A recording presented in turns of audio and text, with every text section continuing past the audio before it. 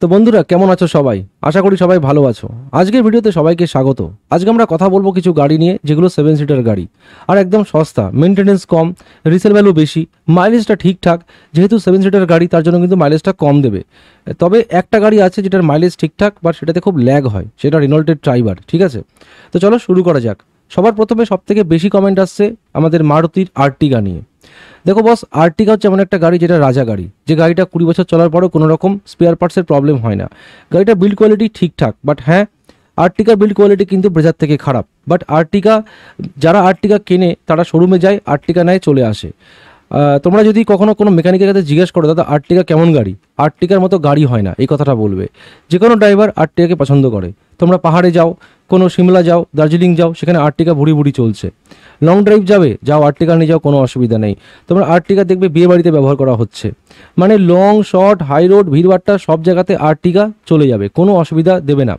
আর এই গাড়িটার কোনো স্পেয়ার পার্টস খারাপ হয় না। আর যদি বাই চান্স গাড়ি খারাপও হয়ে যায়, যদি মারুতির লোক তো চলে আসবে, তাছাড়াও যে কোনো লোকাল মেকানিক এই গাড়িটাকে সারাতে পারে, মানে ইজি টু মেনটেন। ঠিক আছে, তো চলো শুরু করা যাক। যদি আর্টিগা নিতে ইচ্ছুক হও, কোন ভ্যারিয়েন্টটা বেটার, আর সত্যি কি আর্টিগা অতটাই ভালো? হ্যাঁ, সত্যি আর্টিগা অতটাই ভালো গাড়ি। এর জন্যই যে গাড়িগুলো ভালো সেগুলো রিসেল ভ্যালু সব থেকে বেশি হয়। আর্টিগা 10 বছর চালানোর পরেও কিন্তু যথেষ্ট ভালো দাম দিয়ে দেয়, যেখানে স্করপিও এন অথবা বলেরো ততটা টাকা দেয় না যতটা আর্টিগা দেয়। একে তো মারুতির গাড়ি, রিফাইন ইঞ্জিন তো আছেই, স্পেয়ার পার্টস অপটিমাইজ, একদম মাখন গাড়ি, স্মুথ, বিল্ড কোয়ালিটি ঠিকঠাক আছে, গাড়ি ভারী, কমফোর্ট আছে, 7 সিটার কার। ঠিক আছে, তা সত্ত্বেও গাড়িটা মেনটেনেন্স কম, এটা হচ্ছে সব থেকে বড় ফ্যাক্টর। এবার এই আর্টিগার কিছু কিছু ভ্যারিয়েন্টে আমি লিখে রেখেছি, এক্স্যাক্ট দাম আমি লিখেছি, বাট এর থেকেও দাম কমবে। আর্টিগার এলএক্সআই, ভিএক্সআই সিএনজি অথবা জেডএক্সআইটাকে বাদ দাও, ক্যান্সেল করো। যদি আর্টিগা নিতে হয় এলএক্সআই নেবে, ভিএক্সআই নেবে অথবা ভিএক্সআই সিএনজি নেবে, যেটা সব থেকে ভ্যালু ফর মানি। যেহেতু গাড়িটা বড়, পেট্রোলের মাইলেজ কিন্তু কম ভাই, একদম ভিড়ভাট্টায় 9, 10, 11 তার উপর যায় না। আর হাই রোডে গেলে ওই 17 কি 18 তার উপর যায় না। বড় গাড়ি মাইলেজ তো কম হবেই, তারপরে 1.5 সিসির ইঞ্জিন, মানে 1.5 লিটার 1500 সিসির ইঞ্জিন, তো মাইলেজ তো কম হবেই। এবার দামগুলো নিয়ে জেনে নিই, দেখো ভাই ভালো করে জানবে। আর্টিগার LXI, VXI CNG, ZXI cancel, বাদ দাও। ভিএক্সআই ক্যান্সেল, বাদ দাও। কেন? কারণ যখনই বড় গাড়ি নেবে সেটা লো মডেল নেবে, বেস মডেল নেবে, সেখানে সব কিছু থাকে। বেস মডেলের দাম পড়ছে এলএক্সআই 10,23,000 টাকা, সেখানে মোটামুটি ফ্ল্যাট এই 10,23,000 টাকা জিএসটি কমিয়ে বললাম, সেখানেও 40 থেকে 45,000 টাকা ডিসকাউন্ট চলছে আর্টিগার বেস মডেলে এলএক্সআইতে। 10,23,000টা হয়ে যাবে 9,80,000 কি 75,000 টাকা, একদম বেস্ট ডিল, নিতে পারো। ঠিক আছে, এরপরও যদি বার্গেনিং করতে পারো দামটা আরও কমবে, আমার বার্গেনিং করা ভিডিওটা দেখে নিও। ঠিক আছে, 9,75,000 থেকে 9,80,000 টাকায় আর্টিগার এখন এলএক্সআই পেয়ে যাবে। ভিএক্সআইয়ের দাম পড়ছে 11,43,000 টাকা, এটা নেবে না, ভ্যালু ফর মানি নয়। যদি ভিএক্সআই নিতেই হয় সেটা ভিএক্সআইয়ের সিএনজি নেবে, সেটার দাম পড়বে 12,57,000 টাকা। এবার আর্টিগার টপ মডেলে আর জেডএক্সআইতে আর ভিএক্সআই সিএনজিতে 55,000 টাকা ডিসকাউন্ট চলছে অফিসিয়ালি, ফোন করে জেনে নিতে পারো যে কোনো শোরুমে। এটার দাম পড়ছে 12,57,000 টাকা জিএসটি নিয়ে, এখানেও ডিসকাউন্ট পড়ছে 55,000 টাকার, মোটামুটি 12,03,000 টাকায় 12 লক্ষ টাকায় ভিএক্সআই সিএনজি পেয়ে যাচ্ছ। একদম বেস্ট ভ্যালু ফর মানি, তোমরা কমার্শিয়ালে একদম ভালো করে ইউজ করতে পারো, মাইলেজ ভালো পাবে ভাই। ঠিক আছে, যেহেতু বড় গাড়ি, যেটা সিসির গাড়ি, 1.5 লিটারের ইঞ্জিন, ওই জন্য কিন্তু মাইলেজ অনেকটাই কম পেট্রোলে। তো যদি আর্টিগা নিতে প্ল্যান বানাচ্ছ ভাই, পেট্রোলে যেও না, ভুগবে। আমি যেমন ভুগছি ব্রেজা নিয়ে, তোমরা কিন্তু আর্টিগার সিএনজি নেবে। ঠিক আছে, আর্টিগার সিএনজি পড়বে ওই মোটামুটি 12 লাখ টাকা। ঠিক আছে, তার উপরে যাবে না এই মুহূর্তে, কিন্তু নভেম্বরের পরে কিন্তু গাড়ির দাম কিন্তু 13 লাখ টাকা হয়ে যেতে পারে, অথবা 12,80,90,000 টাকা হতে পারে নভেম্বর কি ডিসেম্বরের এন্ডে। নভেম্বরে হবে না, ডিসেম্বরে হয়ে যাবে দাম। ডিসেম্বরে কিন্তু গাড়ির দাম বাড়বে। ঠিক আছে, দেখে বুঝে নেবে, গাড়ির টেস্ট ড্রাইভ নেবে, তারপরে ডিসিশন নেবে। নিজে একবার টেস্ট ড্রাইভ নিজে চালাবে, কেমন লাগছে দেখবে, কমফোর্ট কেমন দেখবে, বাড়ির লোককে বসিয়ে 4-5 জনকে বসিয়ে দেখবে, গাড়ি লোড করে এসি কেমন টানছে, টান কেমন দেখবে, তারপরে গাড়ি নেবে। ঠিক আছে, তো চলো আগের দিকে যাওয়া যাক। নেক্সট হচ্ছে মাহিন্দ্রার বলেরো। এটা এমন একটা গাড়ি যে গাড়িটা বছর পর বছর চলে আসছে, যারা এই গাড়ি চালায় তারা এটাই চালায়, যারা গাড়ি নেবে তারা শোরুমে যাবে এটাকেই নিয়ে নেবে, মানে সেম আর্টিগার কাস্টমারের মতো। ঠিক আছে, তো বলেরো কোনো প্রবলেম নেই, বাট একটা খুব মেজর প্রবলেম আছে, সেটা হচ্ছে ভাইব্রেশন। যখন বলেরো একটু পুরনো হবে, মোটামুটি ওই 50,000 কিলোমিটার চলে যাবে, তারপরে বলেরোর ভেতরে একটা বডিতে একটা বাজে ভাইব্রেশন হয়।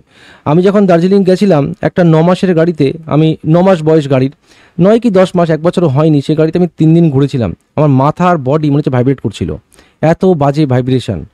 বাট গাড়ি খুব হার্ডি, যে কোনো পাহাড় পর্বত জঙ্গল গ্রাম, গ্রাউন্ড ক্লিয়ারেন্স ভালো, গাড়ির বডি ধাঁচা খুব ভালো, সব কিছু ভালো, কমফোর্টও আছে। গাড়ি যতই উবর খবর রাস্তা দিয়ে যা কোনো রকম জার্কিং ফিল হয় না, সফট সাসপেনশন, অত ভারী গাড়ি তবুও। তো বস বলেরো দুটো ভ্যারিয়েন্ট আছে, একটা বলেরো B4, একটা বলেরো B6। বলেরো B4 এর দাম পড়ছে 10,23,000 টাকা, একটু ফিচার কম আছে, আর ফিচার বেশি সেটা হচ্ছে বলেরো B6। তো বলেরো B4 এর দাম পড়ছে হচ্ছে 10,22,000 টাকা, সেখানে ডিসকাউন্ট থাকছে মোটামুটি 30 থেকে 40, তার উপর যাবে না।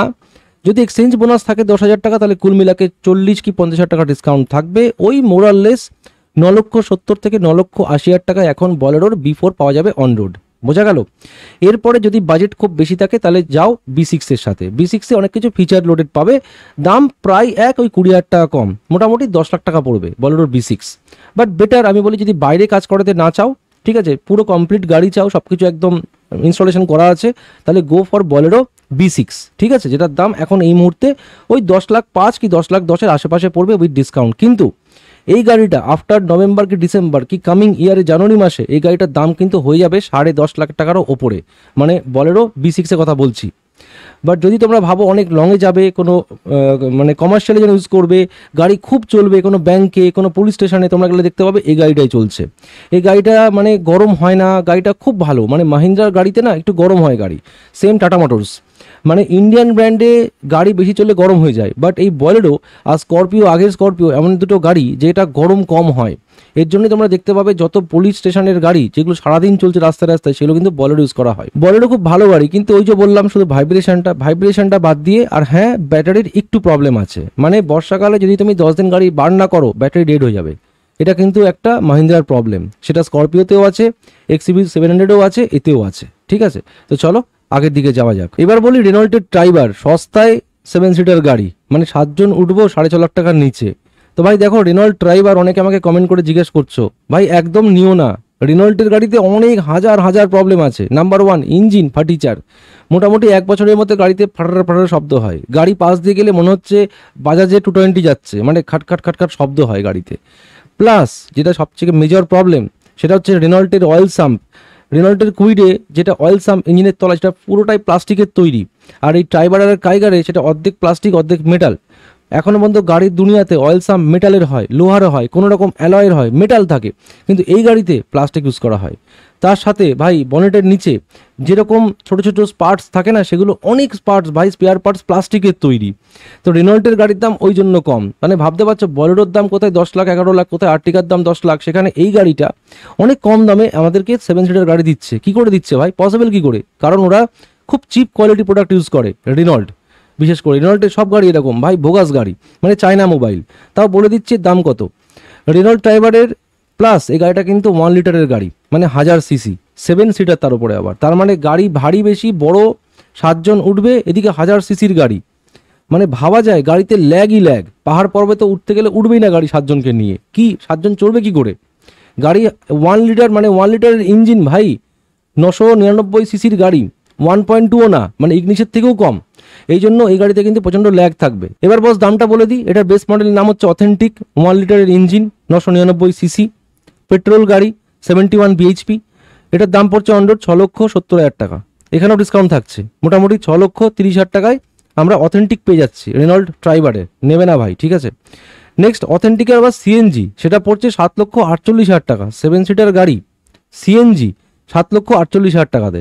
মানে লোকে যারা জানে না, যারা বোঝে না, তারা লাফালাফি করবে, আরে বাবা সিএনজি পাচ্ছি, তারপর 7 সিটার গাড়ি, এত বড় গাড়ি ভাই, এটা 1 লিটার সিসির ইঞ্জিন, ভাবা যায়। সেটা পড়ছে 7,48,000 টাকা। এটার দাম পড়বে এক্স্যাক্টলি এখন সব ডিসকাউন্ট দিয়ে 7,20,000 টাকার আশেপাশে। তো নেবে না ভাই, একদম নেগেটিভ ভাই। তারপরে এভলিউশন আছে, টেকনো আছে, রেনল্ট ট্রাইবারকে খাতা থেকে বার করে দাও। যদি এই গাড়ি নিয়েছো লিখে রেখে দাও, এই গাড়ি মোটামুটি 1 বছর পর ফেলে দিতে হবে। না যেতে সার্ভিস ভালো, না যেতে স্পেয়ার পার্টস ভালো, মানে অ্যাকচুয়ালি ব্যাপারটা কি, এই যে গাড়িটা দেখতে খুব সুন্দর, যারা বোঝে না তারা গাড়িটা নিয়ে নিচ্ছে, আর যারা রেনল্টের গাড়ি কেনে তাদের প্রিভিয়াস কোনো গাড়ির হিস্ট্রি নেই, তাদের কোনো এক্সপিরিয়েন্স নেই, সব নতুন। তারা দেখছে আরে বাবা হেভি দেখতে তো ভাই, এই গাড়িটার মধ্যে স্পেয়ার পার্টস এতটাই বাজে না, পুরনো অল্টো 800-এর থেকেও, মানে ও তো অনেক ভালো গাড়ি বলে ফেললাম, মানে মোটামুটি অল্টো 800 30 বছর চলার পরে যেরকম কন্ডিশন হবে সেরকম কন্ডিশনের গাড়ি এটা, মানে একেবারেই বাজে। তো দেখো ভাই সোজা কথা বলছি, গাড়িটা দেখতে ভালো বাট ভেতরে মাল ভালো না, স্পেয়ার পার্টস ভালো না, নিলে নিতে পারো, মোটামুটি 1 বছরের মধ্যে তোমরা বুঝে যাবে, ঠিক আছে।